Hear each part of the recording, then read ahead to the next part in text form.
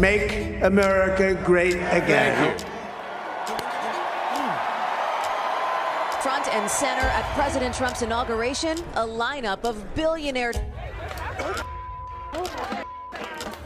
We're under invasion from within. No different than a foreign enemy, but more difficult in many ways because they don't wear uniforms. At least when they're wearing a uniform, you can take them out. These people don't have uniforms. La cérémonie d'inauguration de la seconde présidence de Donald Trump en janvier 2025 a été marquée par une image forte, une image où on voit les patrons de la tech, Mark Zuckerberg pour Meta, Jeff Bezos pour Amazon, Sundar Pichai pour Google et Elon Musk pour X, réunis pour célébrer la prise de pouvoir d'un homme qui depuis ne cesse de démontrer ses penchants autoritaires. Quelques mois plus tard, à la fin de l'été, comme pour confirmer l'alliance entre la tech et le gouvernement Trump, à celles et ceux qui en doutaient encore, une séquence télé mise en scène par la Maison-Blanche popait sur nos réseaux. Une fois de plus, dans un exercice légèrement forcé et plutôt ridicule, les tech bros se confondaient en éloges sur la présidence Trump et sa vision novatrice.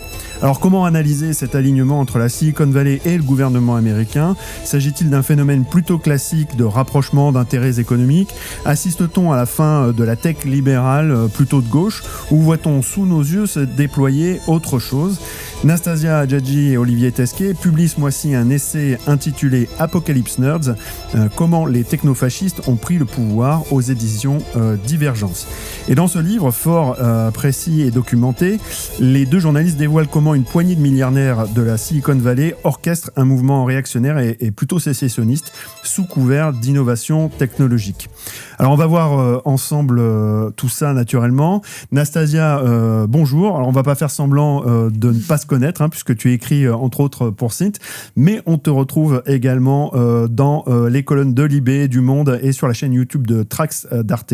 Et tu as précédemment écrit un livre qui est intitulé Nos Cryptos, qui a été publié en 2023 chez Divergence également. Merci d'être là, Nastasia. Merci Gérald. Et Olivier Tesquet, tu es journaliste pour Télérama, la cellule enquête, où tu couvres le numérique et notamment les questions de surveillance qui ont fait notamment l'objet d'un livre intitulé État d'urgence technologique, publié en 2021, où tu retraces comment l'économie de la surveillance a tiré parti de la pandémie de Covid-19. Merci également d'être là. Alors, pour commencer, j'aimerais qu'on s'attarde sur le titre du livre, Apocalypse Nerds, qu'on peut voir ici, c'est le moment pub, qui fleure l'odeur du silicone grillé au petit matin. Ça, c'est pour la rêve cinématographique. Parce qu'il me semble qu'il s'adresse à un pont historique entre ce moment dans les années 70 où il y a la tech qui a commencé dans la Silicon Valley à se déployer, où l'influence de la contre-culture était encore majeure, comme sur des gens comme Steve Jobs ou Stewart Brand par exemple, mais où dans le même temps, il y avait aussi les thèses de Milton Friedman et celles de l'école de Chicago qui commençaient à avoir le jour, à trouver des débouchés dans le réel notamment. Est-ce que vous pouvez tous les deux nous expliquer d'où vient le titre, avant qu'on regarde de plus près un peu le sous-titre et qu'on rentre dans l'explication du technofascisme, parce que là aussi il y a beaucoup de choses à dire, Anastasia. Alors de façon un peu plus rapprochée dans le temps, ce titre il fait écho à un texte qui a été publié par Peter Thiel, figure à la fois centrale et spectrale de ce livre, puisqu'il traverse un petit peu tous les développements, chacun des 3 chapitres. Et donc, dans le sillage de la réélection de Donald Trump, Peter Thiel fait paraître dans le Financial Times, le grand quotidien de l'élite économique, un texte à la tonalité prophétique, messianique, dans lequel il va évoquer la notion d'apocalypsis, mot grec qui signifie le dévoilement, la révélation. Et l'apocalypse selon saint Thiel, et non pas selon saint Jean, c'est l'idée que c'est là en fait la possibilité de l'avènement d'un ordre nouveau, un ordre alternatif, qui fonctionnerait selon les principes de ce que un autre des chevaliers de l'apocalypse de notre livre, qui s'appelle Marc Andreessen, qui lui est un financier, à la tête de la firme Andreessen Horowitz, qui est l'un des mastodontes du capital risque américain, qui finance donc une très grande partie de la tech, et Mistral AI, notre champion pseudo-national. Et donc ce Marc Andreessen a lui-même publié un manifeste dans lequel il parle de l'avènement de la machine du techno-capital. Et donc, le Thiel messianique conjugué à l'Andreessen hypercapitaliste et technophile donne un petit peu le ton de cette espèce de cette multiplicité finalement d'idéologies, mais aussi de ce projet politique qu'on a choisi de nommer technofasciste et qui, pose la possibilité de cet apocalypse à venir, non pas tant comme finalement un chaos terminal et final, mais bien comme l'espace d'une possible refondation, du possible avènement d'un ordre. Mais cet ordre, on le décrit aussi par le menu, serait finalement très éloigné des standards des démocraties libérales et à d'autres endroits, ce serait aussi véritablement une société fondée sur des prémices idéologiques fascisantes. Par exemple, l'idée d'une post-humanité augmentée par les techs. Olivier ? Moi, j'ai pas grand-chose à apporter de plus sur la dénomination apocalyptique, si ce n'est qu'on peut aussi comprendre ce mot-là dans un sens un peu plus littéral, parce que chez un Peter Thiel, par exemple, qui est à la fois la figure, tu le disais, centrale et spectrale du livre, mais risque de l'être aussi un peu au cours de l'entretien, il y a aussi une vision apocalyptique au sens un peu plus traditionnel où on l'entend, dans le sens où il y a une vision très pessimiste d'un déclin de la civilisation occidentale. En fait, selon Thiel, on est arrivé à un point de rupture, un point d'essoufflement. Il est fasciné, par exemple, par un bouquin qui a été publié au début du XXe siècle par un type qui s'appelait Oswald Spengler, qui a été un peu récupéré par les nazis d'ailleurs après, et qui posait un peu déjà l'élan vitaliste du fascisme. Et dans le déclin de l'Occident, c'est comme ça que s'appelait le livre, il y avait cette idée que les civilisations étaient comme des organismes vivants et que ces organismes naissaient, grandissaient, et puis finalement après il vieillissait, il finissait par mourir, et il pense qu'on est à ce moment-là de l'histoire. Et donc il y a cette idée que à la fois l'apocalypse selon Saint Jean, vraiment les trompettes de la mort, etc. D'ailleurs, il a donné encore il y a quelques jours une série de conférences très discrètes à San Francisco sur la figure de l'Antéchrist, donc il est vraiment très obsédé par ces images-là. Mais c'est aussi la fenêtre d'opportunité qu'évoquait Nastasia. Et si je peux résumer, on peut dire que c'est en fait le technofascisme et cet apocalypse selon Saint Thiel, c'est à la fois un déclinisme, c'est très vrai, parce qu'il y a ce postulat, effectivement, d'une déliquescence de nos sociétés, notamment occidentales. C'est aussi là qu'on retrouve des ferments extrêmement fascisants, puisque Olivier pourra le décrire, mais cette idée d'un déclin et d'une possible régénération sont des tropes centraux du fascisme historique. Donc c'est à la fois un déclinisme, mais aussi un utopisme, dans le sens où il y a véritablement un projet technopolitique pour l'après, qui transparaît et qui est notamment irrigué par des ferments sécessionnistes et transhumanistes. Et justement, on va dire le sous-titre donc de votre livre, c'est comment les technofascistes ont pris le pouvoir. Alors dans ce sous-titre, il y a un terme qui est évidemment central et dont tout le monde parle, qui est le technofascisme. On comprend bien l'articulation des deux. On a le techno et le fascisme. Est-ce que vous pouvez nous expliquer un petit peu comment ça s'articule, ce terme ? Parce que il y a autant de définitions de fascisme qu'il y a d'universitaires, j'ai l'impression. C'est en tout cas un terme qui est relativement flou, qui n'a pas l'air d'être figé en fait, et que pour autant beaucoup critiquent l'utilisation, parce qu'on se dit oui, mais le fascisme ça remonte à 39-45, enfin c'est l'Italie, etc. Voilà. Ouais. Donc, oui, il y a cette idée que le fascisme serait vraiment figé dans le temps et dans l'espace. Mais il y a cette phrase de Robert Paxton que j'aime bien, qui dit que c'est un terme qui génère plus de chaleur que de lumière, et donc on sent bien toute la controverse historiographique que ça charrie. Nous, la question qu'on s'est posée en sous-pesant ce terme avec à la fois appréhension, soin, etc., parce qu'on ne veut pas le galvauder non plus, c'était de se demander, est-ce que ce préfixe techno recompose le fascisme ou les fascismes tels qu'on les entend au sens traditionnel. Donc déjà, pour répondre à la question, il fallait trouver les invariants du fascisme. Et là, on en trouve effectivement plusieurs. Il y a à la fois ce modernisme réactionnaire qui consiste donc à combattre la modernité politique avec les outils de la modernité technologique, qui est très hérité des anti-lumières et qui rejoint ce qu'on se disait là sur le déclin de l'Occident, etc. Ensuite, il y a la volonté de régénération, de purification du corps social. Alors après, ils peuvent diverger, différentes factions peuvent diverger sur la meilleure manière de purifier, de régénérer le corps national, mais en tout cas, il y a cette obsession-là. Et puis on retrouve, alors ça pour le coup, c'est plus un marqueur du nazisme que du fascisme italien, le primat de la race, avec cette idée que on élimine les corps indésirables. Et je trouve que là, dans la séquence dans laquelle on est, depuis l'assassinat de Charlie Kirk, dans les prises de parole de Trump, de J.D. Vance, de Stephen Miller, qui est le chef de cabinet adjoint de Trump, on a complètement la mise en branle de ce discours-là avec la désignation d'ennemis et d'ennemis à éliminer. J'entendais encore. Oui, hier encore, ça fait Trump qui disait mais Charlie Kirk ne détestait pas ses ennemis, ses adversaires. Moi, je les hais et je ne veux pas leur bien. Donc il y a vraiment cette volonté d'épuration, d'élimination, d'exclusion du corps social de tous les indésirables. Et le pari qu'on fait, c'est que on postule en tout cas que ce technofascisme, donc ce préfixe-là, c'est à la fois une architecture du pouvoir, c'est-à-dire que on a par exemple des entreprises qui sont des entreprises aujourd'hui qu'on pourrait considérer comme authentiquement technofascistes, on pourra revenir dessus, oui. Et c'est en même temps un mode de circulation des idées qui fait que ça permet de sortir parfois du périmètre de la tech. Je reprends encore là, l'exemple très récent sur Charlie Kirk, où on a vu les chaînes de télé en France qui retransmettait cet hommage complètement délirant, où on voyait quand même un type avec une croix gigantesque, moment liturgique, on aurait dit ces grandes messes de télévangélistes que les États-Unis savent nous offrir. Et on a vu tout un tas de personnalités politiques ou militantes françaises, tout à l'extrême droite évidemment, qui se sont précipitées sur les plateaux télé pour s'emparer de cette figure canonisée, puisque vraiment, ça y est, il a été figé dans sa position de martyr. Ouais.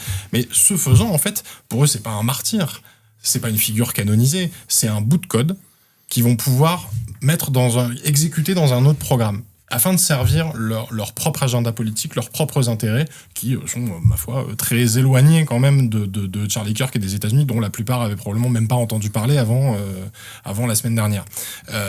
Et je pense que c'est la cohabitation de ces deux mouvements-là, c'est-à-dire c'est à la fois cet ensemble d'idéologies qui précipite un peu comme ça l'avènement d'une organisation de la société. Et c'est aussi une sorte de scène culturelle où circulent des idées et où finalement ce qui compte, et là aussi on aura l'occasion d'en parler, c'est moins le contenu des idées ou la cohérence des idées que leur circulation. Et donc effectivement, il est un peu vain finalement d'utiliser les outils de l'analyse historique et de la critique et de la dialectique un peu traditionnelle pour qualifier ces formes de fascisme renouvelées, ces mutations du fascisme, cette hybridation du fascisme. Parce que précisément, il n'y a pas certains des éléments centraux des fascismes historiques, comme un corpus doctrinal extrêmement arrêté, comme un mode de circulation qui passerait par un État fort. À la différence des fascismes historiques, le technofascisme se cristallise par la forme entreprise, qui devient elle-même la modalité d'organisation de la société. Je fais référence notamment à Curtis Yarvin, qui est aussi l'une des figures de notre essai, l'un des chevaliers de l'Apocalypse, et qui souhaite l'avènement, enfin en tout cas l'organisation d'une société grâce à des monarques CEO. Donc on voit cette conjonction entre finalement la restauration monarchique et la forme entreprise.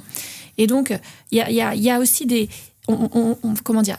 Il serait peut-être un peu vain à certains endroits de vouloir vraiment utiliser ces outils dont on a hérité, notamment en Europe continentale, des outils philosophiques et politiques d'analyse, pour ausculter ces formes qui, effectivement, Olivier le disait, ne se caractérisent pas par une forme de cohérence absolue et au contraire se nourrissent de leur incohérence pour avancer comme ça en se nourrissant aussi du confusionnisme politique. Oui, c'est ce qui fait que ça rend le concept relativement difficile à saisir quand on n'est pas aux États-Unis, même quand on n'est pas un peu spécialiste de la chose et qu'on regarde ça un petit peu de loin.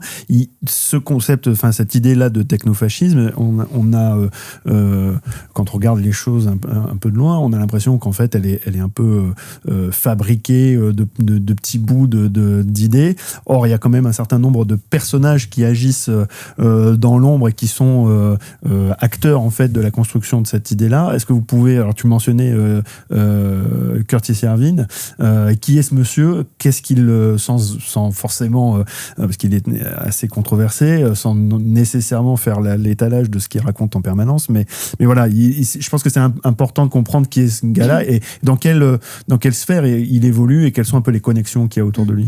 Alors déjà en préambule, il se trouve que l'actualité est aussi marquée sur une controverse qui est liée à doit-on accorder véritablement tant de crédit politique à ces figures ? Et on souscrit tout à fait à ce débat. C'est-à-dire que nous, notre idée n'est pas d'assigner à ces personnages, qu'on baptise les chevaliers de l'Apocalypse, une position d'intellectuel, au sens où on aurait pu l'entendre dans l'analyse des mouvements politiques historiques. Ce ne sont pas des intellectuels organiques. Oui, Curtis Yarvin n'est pas un professeur dans une université ou quoi que ce soit. Pas Rasputin susurrant à l'oreille de Donald Trump non plus. C'est ça. Curtis Yarvin, à l'origine, est un programmeur informatique. Il se trouve que cette fonction détermine aussi quand même beaucoup de choses, puisque dans le monde de la tech, ce sont quand même des positions qui sont des statuts sociaux élevés et de là découle finalement une partie de l'architecture de sa pensée.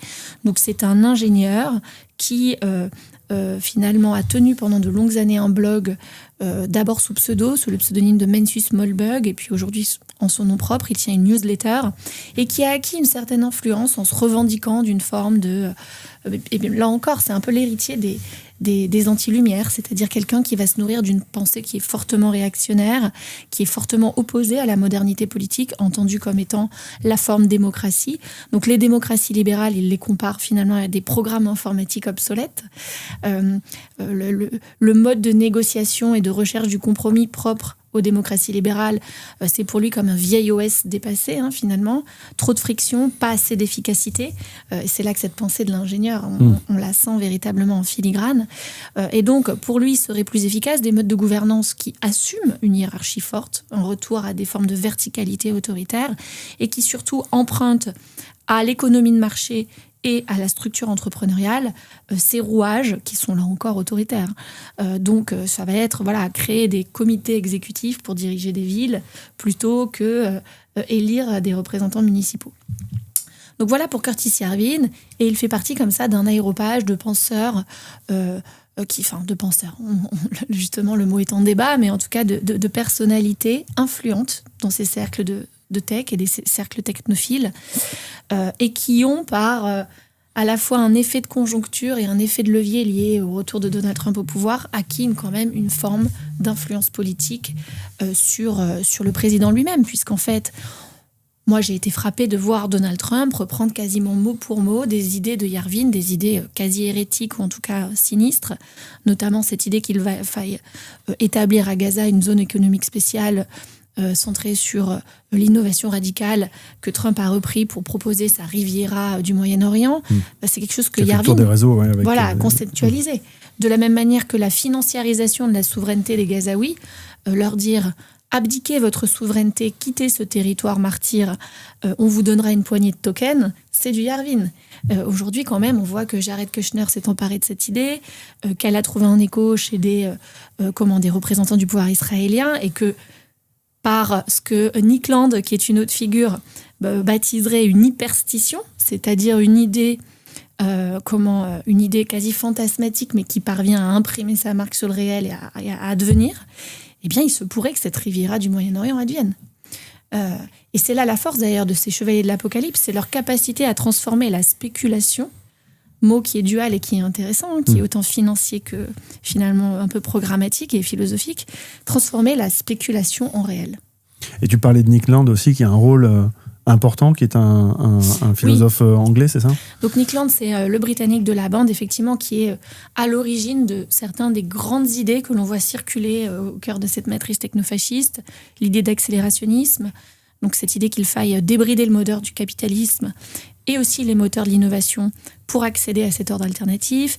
Il a beaucoup réfléchi à des notions de post-humanité, de conquête spatiale, très tôt, en fait, dès la fin des années 90 à Warwick, où il animait avec d'autres, dont Sadie Plant, dont Mark Fisher, qui ont pris des chemins divergents, puisque lui est devenu véritablement fasciste, Nick Land revendiqué. Ils ont contribué à réfléchir et à donner naissance à ces idées-là. C'est quoi l'objectif en fait de ces gens-là derrière dans la fabrication de leur pensée, de leur concept, ce qu'ils essayent l'objectif qu'ils essayent d'atteindre?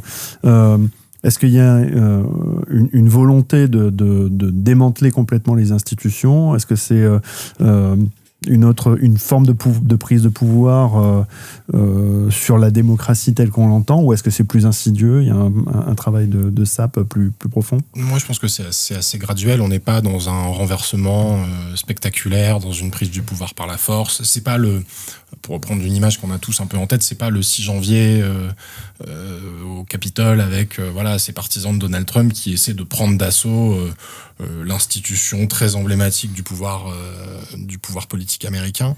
On est plus dans un affaiblissement, une intoxication progressive des institutions, mais qui est pensée depuis assez longtemps, parce que on parlait d'Yarvin, par exemple. Yarvin ne fait quelque part que réactiver, c'est un thermomètre intéressant, hein, il fait que réactiver une pensée qui existe quand même déjà depuis au moins les années 90. Alors à l'époque, on parlait pas encore de technofascistes, on disait les paléo-libertariens. Donc, les paléo-libertariens, c'était en fait cette branche du libertarianisme américain qui à un moment se disait que quand même ça commençait à flirter dangereusement avec la gauche et qu'il fallait conjuguer à la fois l'ordre spontané du marché, parce que ça c'est quand même ce qui les unit tous, c'est quand même une lecture très libérale néolibérale de l'économie, mais qu'en même temps ils étaient très réactionnaires et très conservateurs sur les valeurs, et notamment il y a un des maîtres à penser de Curtis Yarvin qui s'appelle Hans Hermann Hoppe, qui est un Allemand, et qui lui a écrit en 2001, je crois, un essai qui s'appelait Démocratie, le Dieu qui a failli, et dans lequel finalement il préconisait déjà un peu ce qu'avance Yarvin aujourd'hui, donc cette idée de monarque CEO, et cette idée qu'en fait à l'intérieur d'une entité donnée, en fait le souverain pourrait faire absolument ce qu'il veut. C'est-à-dire que chez Hoppe, il n'y a aucun souci à éliminer les gens sur des critères de couleur de peau, sur des critères raciaux, sur des critères d'intelligence, sur tout un tas de... Enfin, vraiment, tous les facteurs ségrégationnistes sont absolument entendables, puisque c'est ce qui prévaut sur tout le reste. Donc, cette idée-là a quand même lentement infusé, et là est en train d'exploser de manière assez spectaculaire avec le retour au pouvoir de Trump. Moi, je vais prendre un autre personnage pour essayer d'illustrer. Il y en a beaucoup dans le livre, et c'est vachement intéressant pour ça. Voilà, on va essayer de s'attacher à ceux qui sont vraiment incontournables et qui permettent d'analyser quelque chose sur ce qui est en train de se passer. C'est Peter Thiel. Peter Thiel, alors pour le resituer déjà, donc c'est un milliardaire, c'est pas le plus riche des milliardaires. Pendant longtemps, il était vu comme une anomalie dans la Silicon Valley, c'est-à-dire que dans une Silicon Valley qui était perçue probablement à tort comme un Eldorado démocrate, progressiste, etc. Lui, c'était le conservateur de service, parce qu'il l'était déjà quand il était étudiant à Stanford. Il a toujours une constance là-dedans. Il écrivait des choses d'ailleurs à l'époque. Hein, et je reviendrai sur cet élément-là parce que c'est important. Et donc, il était toujours un peu à la marge, et en même temps, il a toujours été très central. Il a cofondé PayPal, c'est le premier investisseur extérieur de Facebook. Il a fondé cette entreprise qui s'appelle Palantir, qui aujourd'hui est quand même l'une des plus grosses entreprises de la tech américaine. C'est 400 milliards de valorisation boursière quasiment. C'est plus gros que Coca-Cola ou Bank of America. C'est dans le top 20 des entreprises américaines. Qui collaborent avec ICE. Collabore notamment avec la police de l'immigration de Trump. Et historiquement, collabore encore avec tous les services de renseignement, services de police aux États-Unis. Et Peter Thiel, à la différence des autres, c'est un intellectuel. C'est-à-dire qu'il a une production intellectuelle, il a écrit des textes, il continue à écrire des textes, et des textes qui éclairent sa pensée. Alors, on le connaît surtout avec sa fameuse déclaration la démocratie et la liberté ne sont pas compatibles. Ça, c'était déjà il y a 15 ans, donc on voit que on sent qu'il y a déjà... C'était là depuis assez... Il y a un background, quoi. Depuis assez longtemps. Et je pense que pour comprendre Thiel, il faut s'intéresser aux figures qui charpentent sa pensée. Je suis retombé dans mes archives, j'ai des photos de Peter Thiel au tableau, où il fait des grands schémas partout, parce qu'il donne des cours aussi. Il recommande des livres. C'est assez intéressant de s'intéresser aux bouquins qui sont recommandés par Peter Thiel, d'ailleurs, parce que là aussi, ça dépeint sa vision du monde. Et donc, il a ces tableaux où il y a tout un tas de petits dessins, d'arborescence, etc. Et notamment, il y a une partie d'un tableau où on voit 3 personnalités. Et ces 3 personnalités peuvent se lire en fait comme les 3 pointes d'un triangle ou les étages d'une fusée. C'est-à-dire tout part d'un constat, qui est le constat qu'on faisait au tout début, c'est-à-dire un constat anti-moderne. Et donc c'est Léo Strauss, c'est Oswald Spengler, c'est Pierre Manant par exemple en France aussi, mais qui lui reste quand même très attaché à la démocratie libérale. C'est le constat, la démocratie libérale est arrivée au bout de sa vie, elle est en soins palliatifs, elle va mourir. Aidons-la à mourir. Là, à partir de là, chacun fait une interprétation différente. C'est-à-dire, t'as ceux qui disent, non, il faut la raviver, il faut la ranimer, etc. Et lui se dit, non, on va bien la laisser crever, on va faire autre chose. Arrive le deuxième étage de la fusée, Carl Schmitt. Carl Schmitt, à mon avis, penseur absolument fondamental pour comprendre ce qui est en train de se passer. Ouais, rappelle-nous qui c'est, parce que dont tout le est en monde, train de s'exercer le pouvoir américain. Donc Carl Schmitt, qui était un juriste, alors qui est resté à la postérité parce qu'il a été le juriste du régime nazi.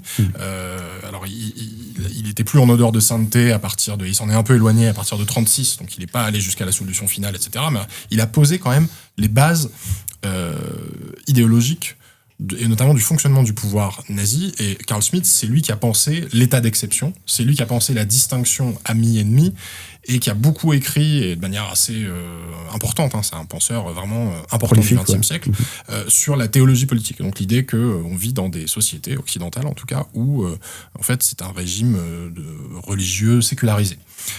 Et cette distinction ami-ennemi, là, on la retrouve beaucoup par les temps qui courent. Donc c'est là où Thiel fait intervenir Schmitt, c'est qu'en fait il dit... dans cette situation-là d'affaiblissement démocratique, on a besoin de quelqu'un qui puisse prendre une décision, une souveraineté de la décision. C'est le fameux état d'exception de Schmitt, c'est le pouvoir tel que le pratique Trump quand il signe des décrets exécutifs en disant voilà, j'ai décidé que, et je m'assois sur l'état de droit. Et pas que Trump, Emmanuel Macron. Emmanuel Macron qui a déjà cité Schmitt, d'ailleurs, je tiens quand même à le rappeler, c'est pas complètement anodin. Et là arrive le troisième étage de la fusée, qui est le maître à penser, vraiment l'autorité morale de Peter Thiel, qui est un catholique fervent d'ailleurs, qui est René Girard, philosophe français. Donc la théorie mimétique, ça a été son prof à Stanford d'ailleurs, la théorie mimétique du désir, donc pour résumer sommairement, c'est que le désir ne naît pas spontanément en chacun de nous, mais que ça vient du désir venu de l'extérieur, et que ce désir suscité crée de la violence dans la société, et le seul moyen de ramener de l'ordre, au moins de manière temporaire, c'est la désignation de bouc émissaire. Une fois qu'on a pris ces trois étages de la fusée Thiel et qu'on les a mis les uns sur les autres, ça aide à décrypter ce qu'on voit en ce moment. On voit assez bien quel est le projet de société. Et ça s'incarne parfaitement dans une société comme Palantir. Alors, mais encore une fois, il est beaucoup question des États-Unis, et je pense qu'il y a de plus en plus, de façon visible, une forme de contagion qui s'applique à la France. Déjà dans l'exercice du pouvoir, alors ça c'est même pas une contagion, c'est quelque chose d'endogène finalement au mandat d'Emmanuel Macron, disons-le, mais aussi moi qui travaille en ce moment sur les liens entre l'écosystème français de la crypto et l'extrême droite, je suis frappée de voir que nos crypto-boys français reprennent mot pour mot, ils parlent de Bell Curve, un ouvrage des années 90 eugéniste qui justifie le retour à des hiérarchies raciales très strictes avec évidemment le primat et la suprématie de la race blanche. Aujourd'hui, on a des crypto-boys sur Twitter qui classent les hommes politiques français en disant s'il est à gauche ou à droite de la Bell Curve, comprendre si c'est un communiste dégénéré. D'ailleurs, ils font même pas l'effort de traduire correctement. Ils disent socialiste, mais en fait socialiste en anglais, ça veut dire communiste, donc il y a un contresens majeur. Bref, et ils classent les hommes politiques en fonction que ce soit à gauche ou à droite de la Bell Curve. Et ça, c'est vraiment des discours qui sont pompés sur l'alt-right américaine. Autre exemple, il y a énormément comme ça de concepts et d'idées dont on parle dans le livre qui sont mobilisés par cette droite technofasciste tech qu'on retrouve aujourd'hui en France de façon très directe, avec comme, et c'est mon hypothèse, comme canal de diffusion privilégié ces écosystèmes de la crypto et de la tech, en fait. Il faut quand même voir que même les réactions à l'attaque Zuckman venue de la tech sont grandioses. Non, mais c'est ça. C'est qu'on voit bien qu'il y a quand même aussi, c'est ce que tu disais dans une autre interview, que finalement, on voit le monde à travers des yeux d'ingénieur quand on se positionne là-dedans. Et clairement, il y a une forme, quand on va sur LinkedIn ou ailleurs, on voit bien qu'il y a une forme de tentation légère à ce genre de discours. Et qui, à mon avis, prolifère aussi sur... On voit bien qu'en France, on est dans un essoufflement démocratique. Le constat que dresse Peter Thiel, pour revenir à lui, de l'essoufflement de la démocratie libérale, etc. On peut s'entendre sur le constat. On peut dire que c'est un modèle qui est à bout de souffle. Et je pense que... Oui, et qui dysfonctionne. Ou dans la forme actuelle. Ouais. On voit bien la situation dans laquelle on est, la situation institutionnelle en France, etc. Ça crée un appel d'air. Je reviens encore là-dessus, mais parce que je trouve ça délirant qu'on en parle encore autant dans les médias sur cette séquence postérieure à l'assassinat de Charlie Kirk, qu'on traite comme si c'était un épisode politique absolument majeur, alors que ce soit un épisode politique majeur de la vie politique américaine, ça j'ai assez peu de doute là-dessus. Oui. L'avenir le dira, mais c'est quelque chose... Encore que les tentatives d'assassinat aux États-Unis sur des hommes politiques. Bon, voilà, ils il y sont en quand a. même en train d'essayer d'en faire le Martin Luther King des néo-réactionnaires. Mais le fait qu'on s'en empare de cette façon-là en France montre bien que la nature ayant horreur du vide, il y a une place à occuper. Et du coup, je reviens sur cette idée que le technofascisme, c'est pas seulement une architecture du pouvoir, mais c'est aussi un mode de circulation des idées. C'est exactement ce qui est en train de se passer. Alors, ça vient par plein d'itinéraires, de déviations différentes, etc. Par plein de gens qui sont d'ailleurs issus eux-mêmes d'horizons très différents. Mais tout ça converge quand même vers un discours qui ressemble pas mal au discours qu'on entend aux États-Unis, même si on n'a pas la même tradition. C'est-à-dire que je disais les paléo-libertariens. Donc les paléo-libertariens, ils ont grandi sur le fait qu'il y avait un mouvement libertarien fort aux États-Unis. Mouvement libertarien en France, ça n'existe pas. Par contre, on a quand même une extrême droite très forte dans les urnes, et on a une nouvelle droite, une extrême droite intellectuelle qui, elle aussi est assez active depuis assez longtemps, et donc, que ce soit en France, mais on pourrait trouver des exemples dans d'autres pays, et on a d'ailleurs, on en parle dans le bouquin, moi je vois Bukele au Salvador, autoproclamé dictateur le plus cool de la planète, ou Milei en Argentine, sont d'autres manifestations du technofascisme, mais c'est que des technofascismes singuliers, en fait, il n'y a pas de mouvement totalisant. Il n'y a pas une trame de fond qui pourrait les identifier avec un coup de tampon facile. On ne pourrait pas dupliquer ce qui est en train de se passer aux États-Unis ici, de la même manière qu'on ne peut pas le dupliquer au Salvador ou en Argentine. Et moi, je voulais rajouter une phrase qui est notamment vraiment mise en avant dans un petit livre qui est excellent, qu'on cite d'ailleurs en conclusion, qui est apparu un peu tard pour qu'on puisse véritablement s'en emparer dans notre propre processus de rédaction, mais c'est le court texte de Sylvie Laurent qui s'appelle la contre-révolution californienne. Très bon petit bouquin. Ouais. Elle met en avant 2 points qui sont, à mon sens, fondamentaux. D'une part, l'historicité des liens entre la réaction et la tech, ce qui permet de vraiment en finir avec cette idée qui est vraiment à tout point de vue fallacieuse, idée selon laquelle la tech serait vraiment le bastion du progressisme. Encore une fois, si la sociologie électorale tend à montrer que des employés de la tech votent plutôt démocrates, il y a vraiment chez les patrons et dans les sphères, dans l'élite patronale de la tech, une histoire de la collaboration avec des figures radicales. Que l'on pense au fondateur de l'université de Stanford, eugéniste convaincu, à William Shockley, l'inventeur du transistor, lui aussi en faveur de pseudo-sciences racialistes pour justifier un retour à des hiérarchies de race en qualifiant les Noirs de génétiquement inférieurs, ou à George Gilder, qui était lui aussi un financier très lu, qui avait une newsletter, notamment lu par Reagan, et qui était un national-conservateur, catholique, défenseur de la famille nucléaire et d'un retour à des valeurs très traditionnalistes. Donc il y a vraiment une multiplicité d'exemples qui montrent que les germes du technofascisme, finalement, ils ont une histoire, d'une part. Et donc, d'autre part, elle explique aussi que cette haine de cette figure épouvantail qui est le socialism, donc le communisme en bon français, à l'américaine. C'est vraiment...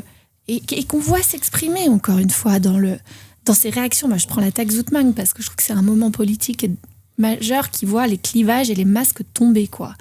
Et quand tous ces patrons entrent en combustion spontanée à propos d'une taxe qui ne vise même pas à les imposer plus, mais simplement à ce qu'ils payent autant d'impôts que la plupart des Français. Jusqu'à Bernard Arnault. Bernard Arnault lui-même a taxé, le verbe est choisi à dessein, taxé Zoutman de militants d'extrême gauche. Et donc, ce qu'ils expriment là avec tant de rage, parce qu'il y a de la rage chez ces personnes, c'est la haine de l'égalité. Et ce que dit Sylvie Laurent, c'est le libertarianisme, on va mettre des fétiches qui sont le communisme et l'État. La haine de l'État, c'est une haine de l'égalité. C'est la volonté de retourner à des hiérarchies sociales, raciales, de genre, et à justifier cette verticalité et ces hiérarchies par une forme de naturalité. Donc ainsi, les riches, ce serait normal s'il y avait des inégalités abyssales dans la société au titre que certains sont plus méritants que les autres, qu'ils ont un plus gros QI, qu'ils ont pris plus de risques. Et cette pensée, on la retrouve, mais de façon native, chez les gens de la tech. La figure de l'entrepreneur mythifiée. Donc en fait, ce serait normal si ces personnes-là, au titre qu'ils ont la plupart du temps hérité pour partie hérité de leur capital quand même, donc avec des prises de risques assez limitées, mais Mais voilà, ce côté, on naturalise les inégalités sociales, on honnit l'égalitarisme républicain. Ce sont quand même des... Voilà, ça s'exprime de manière très très nette, moi je trouve, dans la tech. Oui, c'est pas pour rien d'ailleurs que les premières institutions qui sont attaquées quand les technofascistes arrivent au pouvoir, en tout cas aux États-Unis, avec le Doge de Musk, c'est l'État social. Oui. C'est, notamment, il y a c'est jamais l'armée qui est ou la sécurité qui est remise en cause. C'est jamais l'armée ou la sécurité. Ce qui se passe, par contre, c'est intéressant peut-être d'aller justement sur ce terrain-là, parce qu'on a beaucoup commenté le Doge, son action, le détricotage très spectaculaire de cet État social avec cette armée de petits stagiaires de Musk qui le mettent en œuvre. Mais sur l'armée ou la police, ce qui est intéressant, c'est que non seulement ils vivent assez largement de la commande publique, mais il y a une volonté, et ça c'est une volonté des paléo-libertariens là aussi depuis assez longtemps, qui est une volonté de tout privatiser. C'est-à-dire que quand je dis tout privatiser, c'est que chez certains paléo-libertariens, typiquement chez Hoppe, ou même chez Rothbard en creusant un peu, c'est-à-dire que vous pouvez vendre des enfants, hein, c'est pas... Ah mais Rothbard, il a hardline. C'est vraiment, ça pousse le curseur très très loin. Et si je prends l'exemple d'une entreprise comme Palantir, donc la boîte de Peter Thiel, qui se vante depuis des années de se mettre au service des démocraties. Là maintenant le fait de manière... dont le fonds de commerce est de récupérer de la donnée pour la revendre ensuite aux États. Hein. Et du coup, je trouve que la promesse de Palantir, il y a quelque chose d'assez sournois, c'est-à-dire que c'est se dire on est au service des démocraties, alors qu'en réalité c'est les démocraties qui se mettent au service de Palantir, parce que qu'est-ce qui se passe quand un État fait appel à Palantir, c'est qu'il délègue une capacité régalienne, un savoir, à une entreprise privée qui, du coup, va être en mesure de réécrire le monde qu'on partage dans un langage propriétaire. Et c'est exactement ce qui se passe avec Palantir. C'est-à-dire que si demain, pour une raison X ou Y, l'ICI aux États-Unis décide de dénoncer son contrat avec Palantir, comment ils iront chercher les données comment ils iront chercher les sans-papiers que Donald Trump demande à expulser. Et donc il y a une privatisation de l'État punitif. Et ça, pour le coup, cette privatisation de l'État punitif qui pourrait sembler, je veux dire, pour les libertariens tels qu'on les imaginait jusqu'à présent, c'était un impensé. On se dit, mais non, attendez, c'est les libertés individuelles, c'est le libéralisme le plus débridé, mais à côté de ça, c'est les libertés individuelles qui sont garanties. Et puis c'est quelque chose qui a déjà lieu, puisque il y a une privatisation des prisons, il y a déjà aussi de l'assistance à la décision des juges. Quand l'administration Trump décide de déléguer sa politique carcérale partiellement au Salvador de Bukele, qui a fait construire cette méga prison complètement délirante au Salvador et qui accueille du coup des prisonniers étrangers, on est complètement dans cette idée-là. Et donc on a vraiment la cohabitation entre un ferment très très néolibéral, l'ordre spontané du marché, et un ferment qui est un ferment mais épouvantablement autoritaire, quoi, qui est le ferment qui a mené aux pires autoritarismes et aux pires totalitarismes du XXe siècle.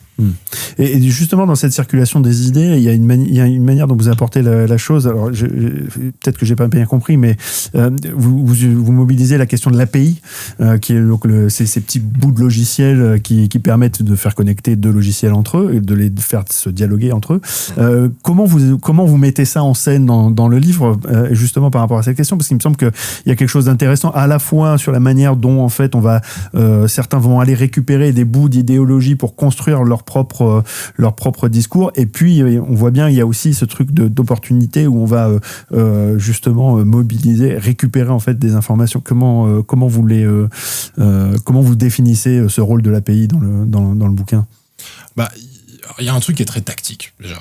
Mais ça qui est tactique parce que les libertariens qui ont toujours été une force politique très minoritaire et marginale aux États-Unis, ils étaient obligés d'être tactiques parce que c'était en fait un jeu d'alliance permanent avec des forces politiques qui n'étaient pas complètement d'accord avec eux. Et donc il y avait à la fois la courte vue de droite, ce qu'ils estimaient être le meilleur moyen d'obtenir des résultats tout de suite, et parfois conjugué à ce qu'ils appellent le sectarisme de gauche. Donc il y a toujours navigué. Donc un mec comme Rothbard d'ailleurs s'est retrouvé donc le père du paléo-libertarianisme, le père de l'anarcho-capitalisme, comme on l'appelle. Très très apprécié des bitcoiners d'ailleurs. Très apprécié des bitcoiners qu'on retrouve à peu près partout, ces bitcoiners. Et qui est un mec qui tout au long de sa vie s'est vu affublé et s'est revendiqué lui-même toutes les étiquettes politiques possibles, mais il pouvait se dire d'extrême gauche puis d'extrême droite. Donc il y avait cette espèce de volatilité, ça c'est un premier élément de réponse. Et ensuite, c'est ce qu'on disait tout à l'heure sur le fait que ce technofascisme, encore une fois, est un mode de circulation des idées. C'est que l'image de l'API, c'est que vous n'avez pas besoin de savoir comment fonctionne le programme dans son intégralité. Si je prends une métaphore vraiment qui va pouvoir parler à tout le monde, quand vous allez au restaurant, vous commandez un plat, vous savez pas comment le plat il est préparé. Mais vous dites, tiens, qu'est-ce qui va m'empêcher de prendre des pâtes et du riz? On peut recombiner tout ça. Le technofascisme, c'est pareil. C'est-à-dire qu'on va prendre des choses, y compris parfois des choses qui ne vont pas du tout ensemble. C'est-à-dire que l'incohérence idéologique, intellectuelle, fait partie de ce logiciel-là. Et d'ailleurs, fait partie aussi du logiciel de certains fascismes du XXe siècle. On s'appuie dans le livre sur l'image du Behemoth, qui était un livre assez important qu'a écrit Neumann juste après la guerre sur le nazisme, et qui disait que le nazisme, c'était en fait la mise en concurrence permanente de factions et d'entités au sein de la structure étatique qui était en rivalité permanente. Ce qui rend difficile le combat, parce que du coup, quand l'adversaire s'entretient comme ça dans une espèce de polycratie où il n'y a pas de tête vraiment, et qu'on a un hydre face à soi, et que si on coupe une tête, en fait il y a toutes les autres qui sont toujours là, ça rend le combat assez compliqué. Donc je pense que c'est ce qu'on constate aussi d'ailleurs aujourd'hui.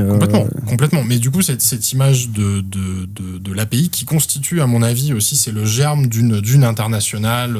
Alors on disait internationale. Emmanuel Macron lui-même parle d'internationale réactionnaire. Je pense qu'on peut faire le postulat d'une internationale technofasciste en cours de constitution, et qui s'appuie sur ce caractère incrémental. Et comme c'est beaucoup porté, c'est pas spécifique à la tech, puisqu'on voit que ça contamine d'autres champs que la tech. Hein. On aurait tort de le circonscrire en se disant c'est juste un truc de tech bros. Je pense que c'est très réducteur. Non, c'est un véhicule, mais c'est un véhicule. Par contre, c'est facilité évidemment par les outils de la tech, par l'économie politique de la tech aussi. Et moi, je voulais rajouter quelque chose sur la dimension qui est assez structurante dans les sphères libertariennes, paléo-libertariennes jusqu'à anarcho-capitalistes. C'est cette volonté farouche de vouloir s'extraire des grilles d'analyse canoniques du politique. Cette idée que précisément le libertarianisme serait la porte de sortie pour ne plus voir le monde selon un clivage droite-gauche. Et donc assez habilement se situer dans une espèce de zone grise doctrinale et idéologique. Un truc post-idéologique. Et ça, d'ailleurs, Zev Sternel, qui est l'un des historiens du fascisme qu'on mobilise, il a écrit un livre qui s'appelle « Ni de droite, ni de gauche », et il dit précisément que c'est l'un des motifs du fascisme que de vouloir échapper à cette catégorisation un peu bipartisane. Oui, et ça, c'est une forme très, très fort. d'exceptionnalisme de la tech, voilà. Où en fait jamais rien ne peut s'appliquer à la tech comme ça s'appliquerait ailleurs. Moi, je le vois chez les crypto-bros. C'est fascinant alors après, c'est la réalité de leur posture, c'est-à-dire ils sont désaffiliés de la grille d'analyse traditionnelle. Pour autant, ils mobilisent que des concepts d'extrême droite et une rhétorique d'extrême droite, mais ils refusent d'être affiliés à la fonction parti politique telle qu'on la voit dans le jeu politique. Et c'est dans cette volonté d'extraction du politique, il y a aussi là cette espèce de germe fasciste qui voyage. Et quand on part dans l'analyse en fait de ces philosophies qui sous-tendent en fait tous ces mouvements-là, on se rend compte quand même qu'il y a des trucs un peu exotiques, on va dire quand même. Il y a des choses qui relèvent un petit peu de pas de bricolage, mais en tout cas d'une forme d'association entre différents concepts. On parle alors c'était Timnit Gebru et Émile Torres qui avaient publié un travail là-dessus sur le terme test créal. Alors pas de tête parce que c'est marqué sur ma tablette, mais c'est le transhumanisme, l'extropianisme, le singularity. Décidément, tout le monde bloque là-dessus, je crois. Le cosmisme, le rationalisme, l'altruisme efficace et le long-termisme. En fait, c'est une collection de concepts, de philosophies, d'idéologies qui s'emboîtent les unes aux autres pour former une forme, pour essayer de décrire un peu le mouvement tel qu'il est. Alors tout n'est pas à garder là-dedans, mais il y a au moins trois, à mon avis. Moi, j'en ai noté trois. Il y a le transhumanisme qui qui est hérité en fait de cet eugénisme dont tu parlais, Nastasia, qui remonte aux années 20 avec Stanford qui a développé tout ça. Enfin, c'est une redite, si je comprends bien, dans les années 50 de vieux concepts. Il y a tout ce qui est altruisme efficace et long-termisme. Est-ce que vous pouvez un peu nous décrire un peu l'architecture de ces pensées et voir comment ça s'articule Alors effectivement, c'est ce que la matrice TESCRIL, c'est ce que les Américains appellent un bundle, donc un espèce de... Une pochette surprise. Une pochette surprise, voilà. idéologique qui voisine et dont la pondération en termes d'influence politique est un petit peu mouvante. Mais ce qu'on doit retenir, c'est que moi, je le vois comme plusieurs déclinaisons autour d'un axe central qui serait quand même le transhumanisme. Cette idée que l'innovation technologique couplées aux forces du capital, peuvent permettre l'avènement d'une post-humanité qui dépasserait la condition propre de l'humain, à savoir sa finitude. Et donc le transhumanisme est une philosophie politique et quasi théologique aujourd'hui du dépassement, du franchissement des limites, que ce soit les limites cognitives, les limites corporelles, donc c'est vraiment vivre plus longtemps en bonne santé, voire vaincre la mort, comme ce milliardaire américain qui s'appelle Brian Johnson. Quand je disais cognitive, c'est... Ou Sam Altman, qui a des parts pour se faire cryogéniser aussi. Qui a réservé son cercueil Peter Thiel qui est obsédé par la longévité. Ouais. Et Peter Thiel qui est... Alors là aussi, c'est un marqueur du fascisme quand même, l'avènement d'un homme nouveau. Super-homme. Et en plus, pour le coup, c'est pas l'avènement d'un homme nouveau équitablement réparti sur la surface de la planète. C'est quand même, ça manque de diversité, tout ça. C'est très exclusif. L'obsession nataliste dans la Silicon Valley, dans les élites de la tech et les élites financières d'une manière générale aux États-Unis, qui se teintent quand même d'une adhésion qui est pas toujours formulée comme ça, mais à la théorie du grand remplacement. C'est-à-dire, en gros, faites des enfants blancs à très gros QI auxquels vous allez donner des prénoms d'empereurs romains parce que il faut pouvoir tenir pied à pied face aux hordes d'envahisseurs qui arrivent dans toute allusion à un fils de président serait purement fortuite. Donc on retrouve quand même tous ces marqueurs-là. Et Peter Thiel qui investit massivement dans la longévité, Peter Thiel qui a investi dans les Enhanced Games là dont on parle, ces Jeux Olympiques des dopés. Donc on voit quand même à intervalles réguliers ce motif-là qui revient de dépasser les limites biologiques de l'être humain et aussi dépasser les frontières au sens terrestre. Oui, c'est ça. Mais ce qui est assez fascinant dans le transhumanisme, c'est qu'on parle beaucoup des Américains, mais il y a aussi une branche russe qui date du 19e, qui s'appelle le kosmisme, qui est la branche soviétique du transhumanisme. Intéressant. Et qui, dès la fin du 19e, a aussi... pris comme point d'appui l'idée d'un prolongement de l'humanité en dehors du carcan de la Terre finalement, et il était beaucoup question de conquête spatiale, mais aussi de l'avènement d'une humanité future. Mais du coup, dans toute cette idée du franchissement, du dépassement, il y a aussi une idée un peu sous-jacente qui est très très eugéniste aussi quand même dans son essence, qui est cette idée finalement, ce qui nous arrive là en ce moment, c'est contingent. C'est-à-dire que ce n'est qu'une étape d'un grand développement cosmique, précisément, où la Terre ne serait qu'une des petites étoiles, finalement, d'un développement beaucoup plus grand. C'est notamment la branche du long-termisme qui postule ça. Et que finalement, se préoccuper des grands problèmes du présent, au titre desquels on pourrait voir les effondrements climatiques en cours d'accélération et cette espèce de péril ontologique et existentiel qu'est le changement climatique, bon, finalement, ce ne serait pas si grave. Parce que la technique demain, et puis le technocapital, comme dirait Marc Andreessen, nous permettront de faire advenir cette post-humanité grandiose qui sera synonyme d'abondance. Donc il y a ramené véritablement les conditions matérielles d'existence et leur dégradation violente et brutale au rang de simple contingence historique. Et c'est carrément revendiqué dès lors que répondre aux exigences et aux urgences du présent, pour eux, à certains égards, c'est céder à une doctrine à combattre de l'égalitarisme. C'est-à-dire, c'est typiquement quand le Doge décide de couper l'aide au développement avec l'USAID, ce qui a des conséquences très concrètes. Il y a une chercheuse qui tient... Ça va créer des millions de morts. Une comptabilité, c'est des centaines de milliers de morts, parce que de gens qui n'ont plus accès à certains soins, ça veut dire des gens qui vont mourir, des enfants qui vont naître malades, et donc on verra les effets plus les effets collatéraux au niveau de la santé, de l'éducation. Ces effets se mesureront pendant des années ou des générations.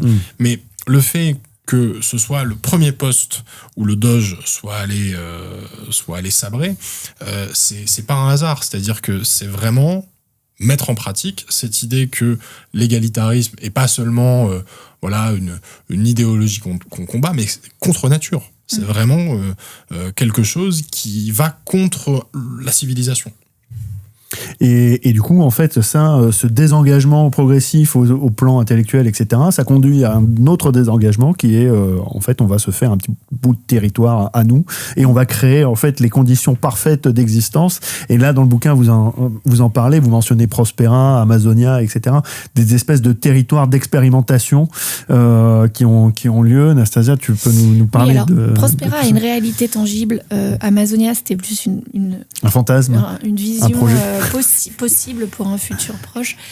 Prospera étant une enclave techno-libertarienne sise au Honduras, sur une petite île, où ces investisseurs qui ont établi une petite colonie sur cette presqu'île sont actuellement en cours d'arbitrage et réclament au pays hôte qui donc les accueille le tiers de son PIB en guise de réparation, car la présidente a eu le mauvais goût de déclarer inconstitutionnelle cette colonie libertarienne. Voilà. Mais Prospera, c'est vraiment l'un des symboles de cette matrice sécessionniste qu'on décrit dans le livre, qui est finalement la matérialisation de ce fétiche politique qu'ont nombre de ces technofascistes, qui est cet idéal de l'individu souverain. C'est l'espèce de maximisation de cette philosophie politique de la souveraineté individuelle, où chaque grand patron pourrait possiblement avoir son propre territoire. Alors Amazonia, ce serait la version Jeff Bezos, qui, avec la puissance de frappe de son réseau de cloud d'abord, puis entreprise de e-commerce ensuite, pourrait, et finalement un seigneur, au sens où l'entend Cédric Durand et Varoufakis, un seigneur numérique, et pourrait donc dès lors revendiquer un fief, que l'on pense à Elon Musk, qui a son fameux Starbase au Texas, sur le modèle de la cité ouvrière, qui accueille ses employés. Même Zuckerberg qui a acheté une île pour y faire dans un autre registre. Alors là, c'est très privé, mais donc en fait, toutes ces initiatives relèvent de ce que Grégoire Chamaillou appelle la micro-politique de la fragmentation. Et ça a une fonction stratégique majeure, qui est celle de finalement grignoter, là encore, les structures de l'État et des démocraties libérales de l'intérieur.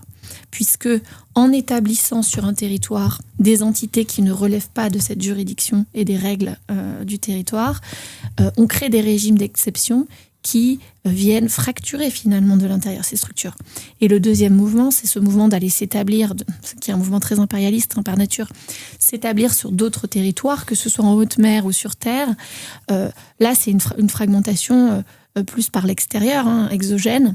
Et donc là, on voit qu'il y a une multiplication des tentatives de mettre en concurrence la forme État en postulant qu'elle soit dépassée et qu'il faille s'appuyer sur le fonctionnement du marché précisément pour proposer d'autres alternatives qui vont contribuer à affaiblir ces formes de gouvernance. Ouais, c'est le marché et la technologie, en fait. C'est se dire que l'État westphalien tel qu'on le connaît depuis la fin du XVIIe n'existe plus, ou encore est en train de mourir, et qu'il faut lui substituer un mode de gouvernance plus efficace, aidé par la technologie. Je crois que Quinn Slobodian, dans le capitalisme de l'apocalypse, tient un peu la comptabilité de ces projets-là. Aujourd'hui, il y en a des milliers. Alors, ça reste très embryonnaire. Ces gens-là se prennent un peu le mur du réel parce qu'ils se rendent compte que, en fait, les États résistent. Il faut. Alors les États résistent, et puis une société, ça voilà. Ça ne se crée pas comme ça.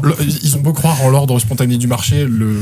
L'histoire a montré que l'ordre spontané du marché, ça marche pas toujours, en fait, voire pas du tout. En fait, Slobodian, il parle surtout des zones économiques spéciales. Oui, mais je pense que c'est important d'avoir l'image vraiment globale, qu'on ait à la fois les zones économiques spéciales, les projets type Prospera. Il y a quand même d'ailleurs alors ils sont pas très nombreux ces gens-là, mais ils sont très actifs. Il y a plein de conférences à longueur de temps qui mêlent des entrepreneurs de la tech, des gens qui abordent ça sous un angle un peu plus intellectuel, des gens qui ont de l'argent et qui sont très intéressés par ces projets. Mais l'idée, encore une fois, c'est liquider l'État-nation. Peter Thiel, encore lui, disait il y a des années, le meilleur moyen d'avoir plus de liberté, c'est qu'il faut plus de pays. Ouais. Et c'est là qu'on voit que le processus du coup d'État graduel, c'est pas la prise du pouvoir, même si le Doge a pu incarner ce coup d'État technologique qui a été qualifié comme tel d'ailleurs par beaucoup d'analystes, dont Mariette Schake. Mais ce coup d'État, il est finalement beaucoup plus diffus. Il va passer par la mise en concurrence, encore une fois. Une forme de grignotage, non ? De grignotage de l'intérieur, de mise en concurrence de l'extérieur, de manière à évider finalement cette structure jusqu'à ce qu'elle s'effondre. Sachant qu'en plus, j'ajoute un tout petit paramètre, c'est que cette mise en concurrence, elle obéit pas du tout, comme ils le prétendent, aux lois du marché. C'est-à-dire que le Trumpisme, on est quand même un exemple assez chimiquement pur, c'est quand même conflit d'intérêts et compagnie. Donc les règles du jeu sont du marché distordu, sont totalement biaisées. Ouais. Donc en plus déjà le projet en lui-même de tout mettre vraiment tout mettre en marché est assez effrayant. Mais alors en plus le faire dans des conditions qui sont des conditions qui ne profitent qu'à une toute petite minorité. Et je pense que Elon Musk aura plus tiré de dividendes de son passage dans l'administration qu'il n'aura vraiment rendu service à l'administration. Et alors du coup, quand on voit tout ça, c'est cette manière là de grignoter donc la société, la démocratie, de s'infiltrer partout. Qu'est-ce qu'on peut faire ? Alors je sais que le bouquin est pas nécessairement basé sur sur les réponses, où n'essaye pas. Il esquisse quand même un certain nombre de choses sur ce sujet-là. Qu'est-ce qu'on peut faire pour légitimement se lever contre cette espèce de raz-de-marée dont on semble constater les effets ? Il y a énormément d'argent en face. Il y a des gens qui sont très bien installés au pouvoir, qui font partie de la première économie mondiale, qui ont des relais politiques à droite et à gauche. Comment on arrive en fait à mobiliser une force suffisamment convaincante pour s'élever contre ce grignotage extrêmement fort? Premier élément, prendre conscience de comment dire, la nature hégémonique de ce discours sur les technologies. Hégémonique au sens gramscien, c'est-à-dire qu'on nous présente l'IA comme une révolution inévitable. On nous dit que si, en tant qu'entrepreneur ou même employé, on n'utilise pas ces outils, on sera complètement largué, que notre entreprise va perdre dans la grande course à la compétitivité mondiale, qu'en tant qu'individu, on sera possiblement remplacé. Enfin, il y a une espèce de brutalité néolibérale et à la fois une nature profondément, une rhétorique de l'inévitabilité qui sert des visées politiques. Et donc, en miroir de ça, il y a un certain nombre de postures qui, je pense, permettent de retrouver une forme de capacité d'action. On cite en conclusion tous les réseaux de résistance et technocritique pour la plupart. Et je prends souvent cet exemple. La Quadrature du Net, par exemple, a une position qui est très explicite sur le plan stratégique. Cette position, c'est celle du refus. Donc nous refusons la vidéosurveillance algorithmique. Nous refusons l'IA générative et son monde. Et on ne fait pas d'accommodement avec ça. On ne dit pas « oui, mais on va l'utiliser pour repérer 3 terroristes dans la foule » et au final, on se retrouve avec une VSA ubiquitaire à Paris forever, quoi. Donc, je pense qu'on peut retrouver une capacité d'action dans la prise de conscience et la lutte vraiment frontale un peu contre cette hégémonie. Et sur un plan plus, international, moi, j'appelle de mes voeux vraiment la constitution d'un mouvement des non-alignés de la tech, qui naîtrait non pas dans notre Occident qui est passablement travaillé par ces mouvements fascistes, mais possiblement dans les pays du Sud global aussi, en tout cas que l'impulsion viendrait de là, qui sont les endroits de la planète où la brutalité de ces modes de gouvernement technofascistes s'expriment de façon très claire, et aussi où les conséquences matérielles finalement du déploiement de ces technologies se voient de façon très nette à la fois sur les écosystèmes avec le pillage systématique des terres rares, de l'eau et des espaces orchestrés par ces grandes entreprises de la tech, et où aussi des générations de travailleurs sont brutalisés dans leur corps par ces mêmes entrepreneurs qui agissent avec des sociétés d'intermédiaires. Donc c'est peut-être à ces endroits-là qu'il faut souffler sur les braises d'une forme de résistance collective qui prendrait la forme de ce mouvement des non-alignés. Mais je pense que, au vu de l'aggravation finalement de cette fièvre technofasciste qui s'empare quand même de nos régimes politiques en Occident, il va falloir des mouvements de résistance qui soient eux-mêmes extrêmement vifs et à la hauteur un petit peu de ce mouvement-là. quasiment presque aussi radicaux. Ouais, je pense qu'il faut aussi sortir de... On voit, il y a une mode un peu autour de la mobilisation, de tout un vocabulaire, du récit, du narratif, du cognitif. Enfin, je pense qu'il va falloir sortir à un moment de cette grille. La guerre du cognitif n'aura pas lieu. Qui égalise tout, dépolitise quand même beaucoup les choses aussi, mais tout un chacun... voilà, un peu face à ses propres responsabilités, son enfermement, etc. Il faut rendre, ce que disait Nastasia, il faut rendre à ce monde qu'on décrit sa matérialité, quoi. C'est pas juste comme ça des projections mentales et des promesses, et des paris sur le futur et sur l'avenir. Ça existe déjà. Et Peter Thiel n'ayant pas le monopole de l'apocalypse au sens de la révélation, je pense que c'est important de mettre une lumière assez crue, bien froide, sur justement toute cette... Alors, à la fois l'architecture du pouvoir, enfin sur les deux définitions qu'on donne finalement de l'ectofascisme, à la fois l'architecture du pouvoir et le mode de circulation de ces idées, parce que l'histoire a montré que ces gens-là aimaient pas trop quand même la lumière. Ça se fera pas sans friction, sans résistance, parce que clairement certaines de ces entreprises, notamment dès qu'on commence à s'intéresser d'un peu trop près, elles aiment pas trop ça. Voilà, clairement. Mais je pense que une partie du combat passe aussi par là. Ouais. Effectivement, attaquer ce technofascisme sur des bases matérialistes, plutôt que se contenter d'appels avec plus ou moins d'efficacité politique à la guerre cognitive. Enfin, on voit un peu ce genre de concepts qui veulent rien dire, qui fleurissent un petit peu, qui sont extrêmement forts pour sidérer et figer la capacité d'action, mais un peu moins pour mobiliser et mettre en mouvement et donner des perspectives. Et qui agissent un peu je trouve en miroir de tous les discours qu'on essaie d'analyser, de décortiquer dans le livre. J'ai un peu l'impression de voir la version miroir, et du coup j'ai un peu l'impression de jouer le jeu de toute la galerie d'affreux personnages qu'on est en train de décrire. Or, je pense qu'il faut absolument pas parler leur langage. Oui. Et donc en fait, le technofascisme aujourd'hui, il a une réalité. Lorsque des entreprises vont implanter un data center qui fait l'équivalent de 13 stades de football sur une commune, où leurs lobbyistes vont négocier ou préempter ça avec une équipe municipale. Enfin, je veux dire, il y a plein d'endroits où on peut matériellement attaquer les nœuds où finalement se diffuse ce logiciel technofasciste, et pas dans le champ des idées, mais bien dans le champ de la sur le terrain. Et là-dessus, Trump offre malgré lui un bon point d'accroche, c'est que lui qui est obsédé par l'infrastructure. On voit là dans tous les plans sur l'IA, c'est l'infrastructure. La même chose avec Emmanuel Macron aussi. La même chose avec Macron en France, quand il annonce on va construire des dizaines de data centers au moment du sommet pour l'IA.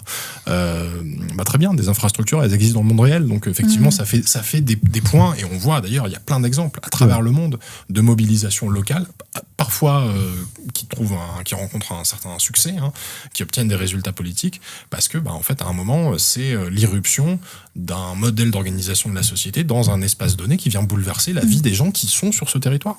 On peut citer les récentes mobilisations du côté de Marseille, avec notamment des collectifs qui ont envahi un point de dépôt qui s'apprêtait à aller livrer des armes à Israël. Enfin, il y a quand même des choses qui se passent, notamment dans le sud-est, il faut le dire. Oui. Il y a le collectif Le Nuage était sous nos pieds aussi, qui est du côté de Marseille, et qui nous montre que ces luttes-là peuvent avoir un réel impact. Du côté de Grenoble aussi. Ouais. Et puis il y en a plein à l'étranger, on voit une syndicalisation croissante qui reste compliquée dans le secteur de la tech, parce que le secteur de la tech, et notamment la Silicon Valley, est absolument réfractaire aux syndicats depuis très longtemps, qui sont vus comme...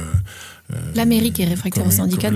L'Amérique est réfractaire aux syndicats, mais particulièrement dans la tech. Les syndicats chez Google, chez Amazon, etc., sont des créations très récentes et sont des victoires qui ont été obtenues à des prix exorbitants. Chez Amazon, maintenant, il licencie directement. Amazon a quand même mis en place toute une série de mesures, mais y compris des trucs vraiment des manœuvres mafieuses quasiment pour empêcher la constitution de ces syndicats, mais parce qu'ils savent aussi la puissance du collectif et de l'organisation face au modèle de société qu'ils essaient d'imposer par la force. Merci de cette rencontre, merci d'avoir parlé d'Apocalypse Nerd, et on va se retrouver plus tard dans une autre vidéo. Merci. Merci Gérald. Merci Gérald.